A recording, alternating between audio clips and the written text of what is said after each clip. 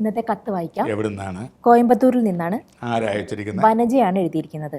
എന്താണ്? താങ്കളുടെ പ്രോഗ്രാം സ്ഥിരമായി കാണാറുണ്ട്. ഉവ്വ്. ഇത് മകൾക്ക് വേണ്ടി എഴുതുന്ന കത്താണ്. ആ. സ്ഥിരമായി ജോലി കിട്ടുന്നില്ല, ആ. കിട്ടിയാൽ തന്നെ ഉറച്ചു നിൽക്കുന്നില്ല, ആ. വിവാഹവും ശരിയാകുന്നില്ല. എന്താണ് മകളുടെ ജാതകത്തിലെ ദോഷങ്ങൾ? സ്ഥിരമായ ജോലി കിട്ടുന്നില്ല, കല്യാണമാവുന്നില്ല, രാജയോഗങ്ങളും ഹംസ മഹായോഗവും. ഹംസമഹായോഗം പഞ്ചമഹാപുരുഷ യോഗത്തിൽ പെട്ട അതിമാനുഷ്യ യോഗങ്ങളിൽപ്പെട്ട ഒരു യോഗമാണ്. രാജയോഗം ഇന്ന് സർവ്വസാധാരണമായിട്ട് കാണുന്നതാണ്.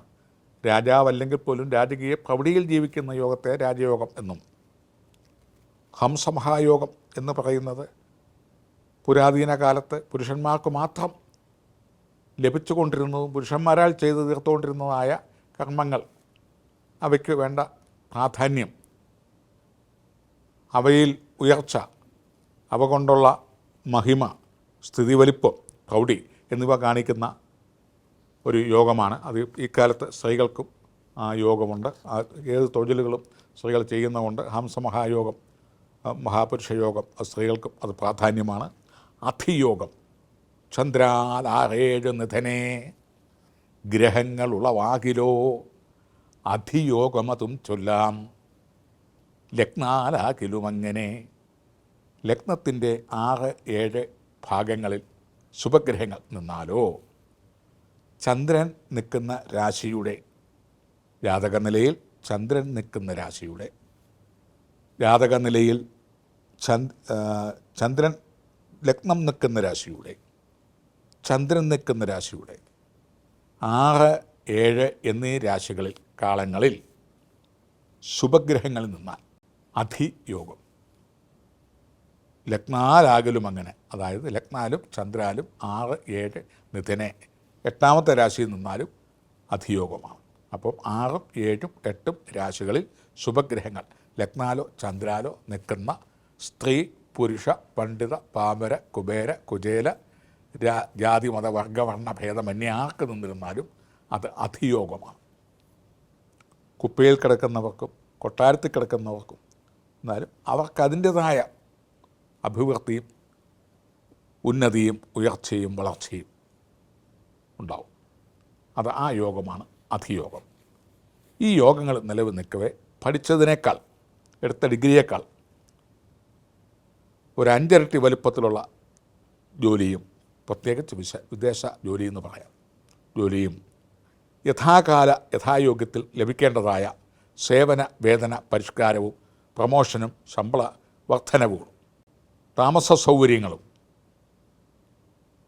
സാമ്പത്തിക ലാഭങ്ങളും ഉണ്ടാകുകയും ഭൗതിക സമ്പത്തുകളായ ഗ്രഹവസ്തുവാഹന കരകവേഷഭൂഷണാദികൾ ഉണ്ടാകുകയും തൻ്റെ കുടുംബത്തിലും മാതൃവഴിയിലും പിതൃവഴിയിലും സഹോദര വഴിയിലും മാതുല വഴിയിലും സ്വന്തം വഴിയിലും ബന്ധവഴിയിലും മിത്രവഴിയിലും സഹോദര മൈത്രി വഴിയിലും ഗ്രാമങ്ങളിലും സിറ്റികളിലും പ്രധാന വ്യക്തിയായും ഇമ്പോർട്ടൻ്റ് വ്യക്തിയായും അങ്ങനെ ജീവിച്ച് മുന്നോട്ട് ദീർഘായുസ്സോടെ പോകുന്ന ഒരു യോഗമാണ് അധിയോഗം.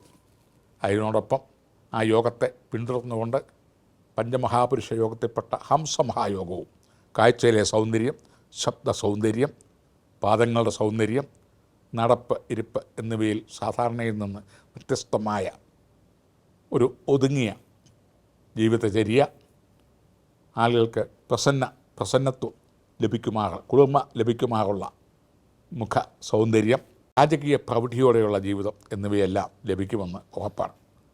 അപ്പം കണിശമായിട്ടും ഇപ്പോഴത്തെ ജോലിയിൽ കാര്യങ്ങളൊന്നും പ്രയാസപ്പെടേണ്ട. എന്നാൽ രാഹു എന്ന വിഷദ്രാവക സാങ്കല്പിക ശക്തി 7ാം ഭാവത്തിൽ നിൽക്കുന്നത് കൊണ്ട് തനിക്ക് യോജിച്ച രീതിയിലോ തൻ്റെ മനപ്ലാൻ അനുസരിച്ചോ താൻ വളർന്നു വന്ന സാഹചര്യങ്ങളെ അടിസ്ഥാനമാക്കിയോ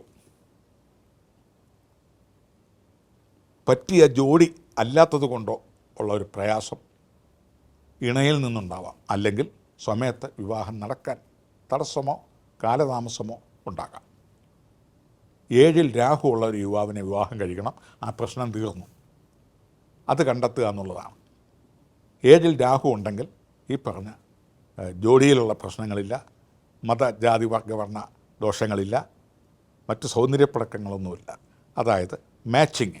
7-ൽ രാഹു ഉള്ള പെൺകുട്ടിയാണ് 7-ൽ രാഹു ഉള്ള യുവാവിനെ തന്നെ വിവാഹം കഴിച്ചാൽ തീരാവുന്ന പ്രശ്നങ്ങളേ ഉള്ളൂ. അത് ഒത്തണങ്ങി കിട്ടുവാനായി സർപ്പബലി, 100 പാലും സർപ്പത്തിന്, അതുപോലെ തന്നെ സർപ്പത്തിന് പുറ്റും മുട്ടയും നടക്കി വെക്കുക, അതുപോലെ തന്നെ രാഹു പൂജകൾ മുതലായവയൊക്കെ ചെയ്ത് മുന്നോട്ട് പോയാൽ ഇണങ്ങിയ വരനെയും കണ്ടെത്തും. ഇപ്രകാരം അധിയോഗം, പഞ്ചമഹാപുരുഷ യോഗവും രാജയോഗവും ഉള്ളതുകൊണ്ട് ഈ നൂറ്റാണ്ടിൽ ഏറ്റവും ഭംഗിയായും ഭേദമായും പ്രൗഢിയോടെയും ജീവിതം അഭിവൃദ്ധി ഉണ്ടാകുമെന്ന് നിസ്സംശയം പറയാം. അപ്രകാരമൊക്കെ ഉള്ള ജീവിതചര്യ ലക്ഷണമായി കണ്ടാൽ വീണ്ടും ദേവാമൂഹത്തിലോട്ട് കത്തെഴുതുക. നന്ദി, നമസ്കാരം.